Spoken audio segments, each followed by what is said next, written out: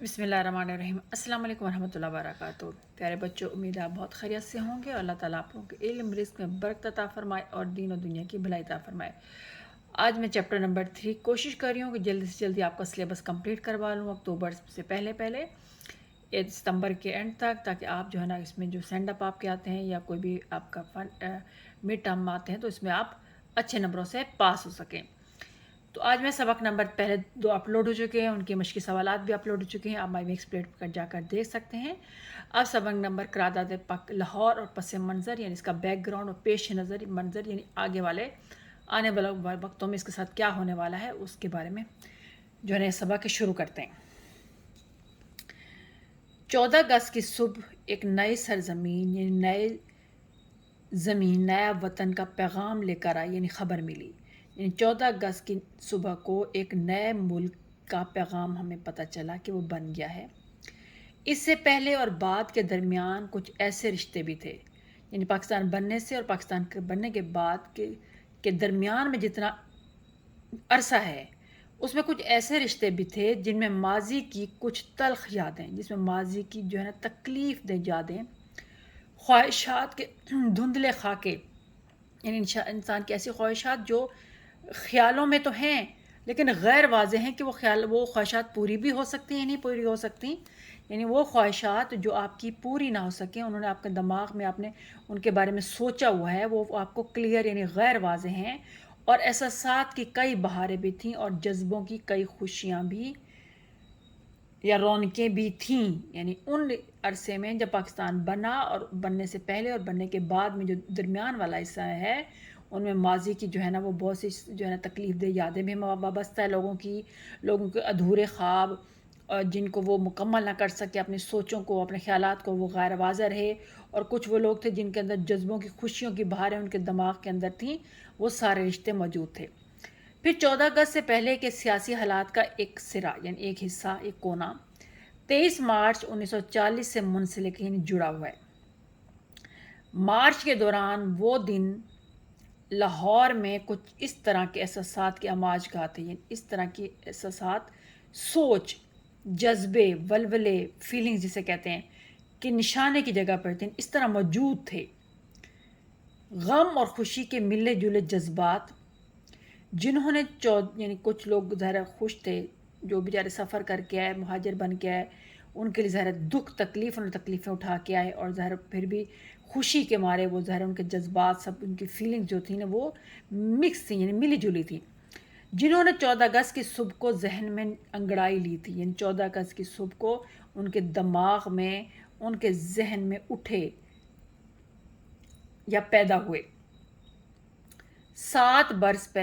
سال پہلے کی ایک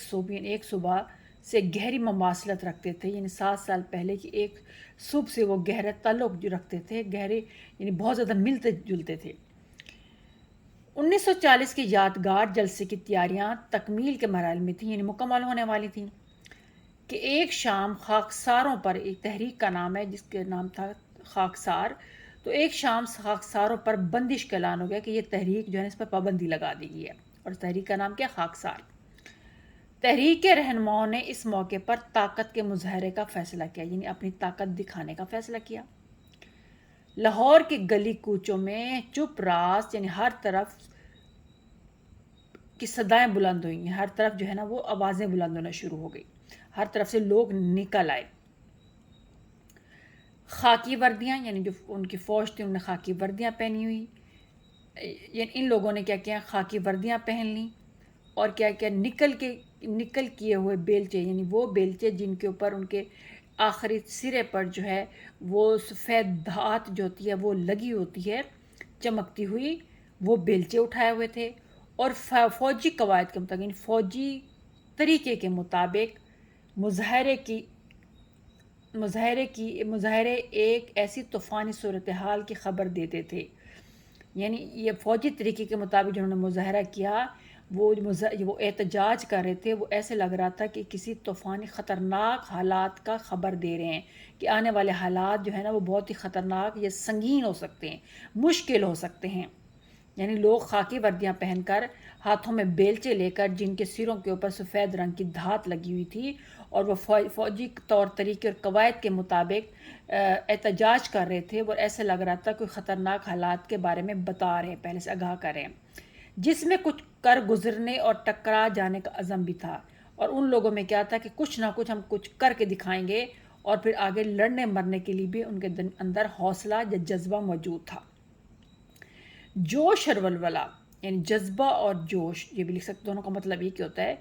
عزم و احتیاط کی حدیں پھاند رہا تھا، یعنی جو ان کے اندر جوش تھا، جو ولولہ تھا، وہ ان کے ارادے اور جو احتیاطی تدبیریں تھیں وہ ان کے حدوں کو پار کر رہا تھا، یعنی ان سے برداشت نہیں ہو رہا تھا کہ ہم کسی طرح یہ جو ہے نا کس طرح ہم ان کا مقابلہ کریں۔ ایسے میں جب جوان رگوں میں جو نئی نسل تھی ان میں خون تڑپ رہا تھا، گرم جوشی تھی، حد سے زیادہ لڑنے کا جذبہ تھا۔ احتیاط کے تقاضے کون پورے کرتا ہے؟ یعنی جب نوجوان نسل میں گرم جوشی آ جائے، لڑنے مرنے کا جذبہ پیدا ہو جائے، تو پھر احتیاط کی جو ہے نا وہ احتیاط کے بارے میں کوئی نہیں سوچتا۔ حکومت نے طے کر لیا، یعنی فیصلہ کر لیا کہ جنگ کے بڑھتے ہوئے ساؤں میں، یعنی جنگ کے بڑھتے ہوئے خطروں میں کسی کو سر اٹھانے، یعنی کسی کو آگے آنے یا کسی کو بھی لڑنے مرنے کا موقع نہیں دیا جائے گا، یا کسی کو بھی مخالفت کا، یہ بھی لکھ سکتے ہیں، مخالفت کا موقع نہیں دیا جائے گا۔ جوش اور ولولہ اگر احتیاط نہیں دیکھتا، کہتے ہیں کہ جوش اور ولولہ اگر احتیاط نہیں دیکھے، یعنی انسان کے اندر اگر جذبہ ہو، جوش ہو، اگر وہ احتیاطی تدابیر نہیں اپناتا تو اس کی روک تھام کے پس پردہ فکر و نظر کے سوتے بھی خشک ہو جاتے ہیں۔ تو ان جوش و جذبے کو روکنے کے لیے اس کے پیچھے جو سوچنے والے جو لوگ ہوتے ہیں ان کی لہریں بھی خشک ہو جاتی ہیں، یعنی وہ بھی تھک ہار کر بیٹھ جاتے ہیں، ان میں بھی حوصلہ نہیں ہوتا کہ نوجوان نسل کے جذبے کو کیسے روک سکے، یعنی ان اب پس پردہ فکر ہوتے ہیں، ان کے بارے میں سوچنے والے جتنے بھی لوگ ہوتے ہیں یا ان کے جو مخالف ہوتے ہیں، یعنی وہ بھی تھک کر بیٹھ جاتے ہیں کہ اب نوجوان نسل کو اس جذبے سے کیسے روکا جا سکے۔ خاکسار تحریک اس جوش اور ولولے کا ایک اظہار تھی، یعنی دکھانے کا ایک طریقہ تھا، اپنا جوش و ولولہ دکھانے کا ان کا ایک طریقہ تھا، جس میں برطانوی استعمار کے خلاف، اب برطانوی جو ہے نا استعمار کہتے ہیں، آپ استعمار کیا لکھ سکتے ہیں کہ نو آبادیات قائم کرنے اور دوسری حکومتوں اپنا محتاط رکھنے کا جو نظام تھا اس کو کہتے ہیں برطانوی استعمار، یعنی برطانوی، اس کو سمپل آواز میں کہہ سکتے ہیں، برطانوی حکومت کے خلاف عسکری قوت کے سامنے، یعنی فوجی قوت کے سامنے صفا آرا ہونے کا عزم تھا، یعنی برطانیہ کی حکومت کے خلاف انہوں نے لڑنا ہے اور ان کو لڑنے کے لیے فوجی طاقت کے سامنے مقابلہ کرنے کا ان کا ارادہ تھا۔ 1930 کے بعد برصغیر پاک و ہند میں عسکری قوت نے کئی روپ اختیار کیے، یعنی ان کی فوجی طاقت نے کئی شکلیں بدلیں، ہندوؤں، مسلمانوں اور دوسری اقوام میں خدمت خلق کے سہارے منظم ہو کر، یعنی انہوں نے کیا کیا، مسلمانوں اور دوسری اقوام میں لوگوں کی خدمت کی بنیاد بنا کر منظم ہوئے، یعنی اکٹھے ہوئے، اور پھر عسکری طور پر، یعنی فوجی قوت کے طور پر اپنے آپ کو ایک مرکز پر جمع کرنے کی کئی کوششیں ہوتی رہیں۔ علامہ مشرقی نے خاکسار تحریک کو جس اعلیٰ پیمانے پر، یعنی اعلیٰ سطح پر منظم کیا، اکٹھا کیا، متحد کیا، اس کے یک لخت، یعنی ایک دم ناکام ہو جانے کے بارے میں کئی رائے ہو سکتی ہیں، کئی باتیں ہو سکتی ہیں، لیکن یہ ایک حقیقت ہے کہ وہ ہاتھ جو تحریک کو اس کے بام عروج تک لے جاتے ہیں، یعنی وہ لوگ جو اس تحریک کو بلندی پر لے کے جاتے ہیں، آگے بڑھاتے ہیں، بس اوقات اکثر اسے سنبھال نہیں سکتے، یعنی وہ پھر ان کو جب تحریک عروج پر پہنچ جاتی ہے تو ان کو آگے بڑھانا یا سنبھالنا مشکل ہو جاتا ہے۔ منظم کرنے کے راستے، یعنی متحد کرنے کے راستے اور تنظیم کو آگے بڑھانے کی تدبیریں، یعنی جو ارادے ہیں، بعض اوقات یا منصوبے ہیں، اکثر اوقات یکجا ہو نہیں پاتی، یعنی وہ اکٹھا نہیں ہو پاتی۔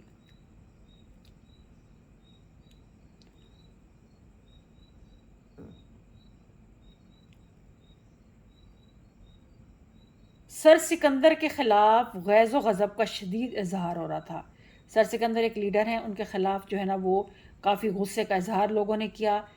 اور تحریک پر جس خون آشامی سے حملہ کیا گیا، یعنی ان کی جو تحریک تھی اس پر جس بےرحمی سے حملہ کیا گیا، اس کی وجہ سے خاکسار تحریک جو تھی اسے تعلق رکھنے والوں کی ہمدردیاں بھی حکومت کے خلاف ہو گئیں۔ سر سکندر ایک گرداب میں آ چکے تھے، یعنی بھنور یا مشکل میں پھنس چکے تھے۔ ایسے میں قرارداد لاہور کے لیے منعقد ہونے والا جلسہ، جسے صرف چند دن کے بعد ہونا تھا، اپنے جلوں میں غم کے کئی سائے لے کر آیا، یعنی اپنے ساتھ غم یا کئی مشکلات لے کر آیا۔ مسلم لیگ کا پنڈال منٹو پارک میں بنا، جو آج کل اقبال پارک کہلاتی ہے۔ اس زمانے میں مسلمانوں کے دلوں میں جو جوش و خروش موجود تھا، بھرا ہوا تھا، اس کا خارجی اظہار، یعنی انہوں نے باہر سے لوگوں کو دکھانے کے لیے جو طریقہ اپنایا، اس جلسے کی روداد ہے، اس جلسے کو اس جلسے کے ذریعے بتایا جا سکتا ہے۔ میں اس زمانے میں لاہور ہی میں تھا، میٹرک کا امتحان دے رہا تھا۔ اسلامیہ کالج اور اسلامیہ اسکول کے طالب علموں نے پہلی بار سیاسی جدوجہد میں شریک ہو کر اس جلسے کی کامیابی کا سامان کیا، یعنی کامیابی کے لیے کئی طریقے اپنائے۔ جلسے میں قائد اعظم کی ولولہ انگیز یعنی جوش بھری تقریر، اے فضل حق کا قرارداد پیش کرنا، نواب بہادر یار کی خطابت یعنی خطبہ یا تقریر، مولانا ظفر علی خان کی شعلہ بیانی یعنی پورا سر انداز تقریر، خلیق زمان کی آتش نوئی، یعنی یہ بھی مطلب یہ بھی پورا سر بیان کہہ سکتے ہیں، قاضی عیسیٰ اور نواب اسماعیل کی تقریریں، جذبات کا وہ سیلاب تھا، یعنی جذبہ کا وہ بہاؤ تھا، جذبات کو بھڑکانے کا وہ طریقہ تھا جس میں حاضرین بار بار نعرے لگاتے اور مستقبل کے خوش آئندہ منصوبوں کے لیے، اچھے منصوبوں کے لیے ہاتھ پاؤں مارنے کا عزم کرتے، یعنی پوری کوشش کرنے کی جو ہے نا وہ ارادہ کرتے، عہد کرتے۔ کئی گھنٹے کے مسلسل اجلاس میں لوگوں کا تحمل یعنی صبر اور انہماک یعنی مگن یعنی شوق دیدنی تھا، دیکھنے کے قابل تھا۔ رات گئے تک جلسے چلتے، لیکن جو رونق اور جو ولولہ یہاں کام کر رہا تھا، ٹھیک 10 سال پہلے راوی کے کنارے کانگریس کے اعلان آزادی نے اہل لاہور کو اس طرح متاثر نہیں کی، ان کو اس قدر انہوں نے اچھا نہیں لگا ان کو۔ طالب علم رات گئے جلسوں میں شریک رہتے، اپنے محبوب لیڈروں کی تقریریں سنتے اور آخر کار یہ عزم لے کر اٹھتے، یہ ارادہ، یہ عہد لے کر وہاں سے جاتے کہ برصغیر میں مسلمانوں کو اگر زندہ رہنا ہے تو انہیں اپنے ہندوؤں کی طرف سے مایوس ہو جانا چاہیے، یعنی ان کو پتہ ہونا چاہیے کہ ہندو ان کے لیے کچھ نہیں کرتے۔ اپنے اقدار کے حوالے سے، اپنے روایات کے حوالے سے، اپنے ٹریڈیشن کے حوالے سے اگر زندگی بسر کرنی ہے تو الگ ملک کا مطالبہ یعنی الگ ملک مانگنا ان کا آئینی یعنی قانونی حق ہے۔ اس احساس نے اس سوچ نے 7 برس کی قلیل مدت نے یعنی 1940 سے 1947 تک 1940 1947 تک یعنی تھوڑی سی عرصے میں مسلمانوں کو اپنے خوابوں کی تعبیر کے لیے، یعنی اپنے خواب مکمل کرنے کے لیے جدوجہد مصروف رکھا۔ شملہ کانفرنس، الیکشن، جلسے، جلوس، یہ سب لاہور کے مقدر میں تھے، یعنی یہاں پہ ہونا لازمی تھا، جس میں زندہ دلان الپنجاب یعنی پنجاب جو زندہ دلوں کا شہر کہلاتا ہے، ان کے لوگوں نے تن من کی بازی لگا دی، یعنی اپنی جان کی بھی پرواہ نہیں کی، یا اپنی جان قربان کرنے کے لیے تیار ہو گئے۔ 14 اگست 1947 کی صبح سے قبل یعنی پہلے پنجاب پر کئی قیامتیں گزر چکی تھیں، یعنی بہت سی مصیبتیں، مشکلات آئیں۔ جون کا اعلان ہوا، انگریزوں کی واپسی کا پروگرام بنا، باؤنڈری کمیشن کا قیام ہوا، اور اس طرح کے دوسرے مسائل نے نئی مملکت یعنی نئی حکومت کے ظہور یعنی ان کے بننے میں ایک اہم کردار ادا کیا۔ لیکن آزادی کی یہ صبح خوشیوں کے پیغام کے علاوہ غموں کی داستانیں یعنی غموں کی کہانیاں بھی ساتھ لے کر آئی۔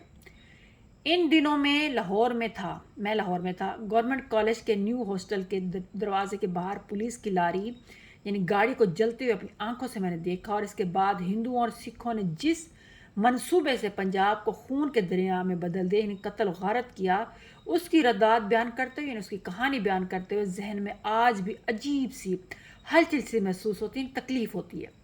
کالج اور دوسرے ادارے بند ہوئے، آتش جنی ہر طرف سے آگ بھڑکی نظر آئی، قتل و غارت ہوئے، یہ روزانہ کا معمول بن گئے، طریقہ کار بن گیا۔ اور اکثریتی صوبے میں یعنی جہاں پہ مسلمانوں کی اکثریت تھی، میں خود مسلمانوں کو اپنے بچاؤ کے لیے مدافعتی حربے یعنی مقابلے کے لیے، جنگ کے مقابلے کے لیے اپنی حفاظت کے جو ہے نا حربے طریقے اختیار کرنے پڑے، یعنی مسلمانوں کو اپنے اپنے بچاؤ کے لیے اپنی حفاظت کے طریقے خود اختیار کرنے پڑے مقابلے کے لیے۔